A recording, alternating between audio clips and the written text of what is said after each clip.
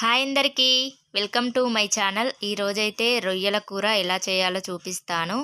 First అయితే రొయ్యలనైతే మంచిగా clean చేసుకోవాలి. ఇందులోనైతే నరం అయితే తీయాలి. ఇదైతే ఖచ్చితంగా తీసేయాలి.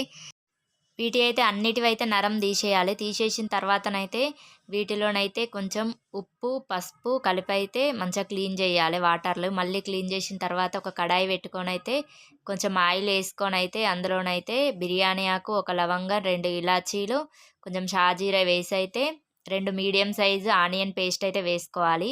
వేసుకొని అయితే బాగా ఫ్రై కానివ్వాలి. ఈ ఆనియన్ పేస్ట్ బాగా ఫ్రై అయిన తర్వాత ఇందులోనైతే అల్లం వెల్లుల్లి పేస్ట్, పసుపు అయితే వేసుకోవాలి.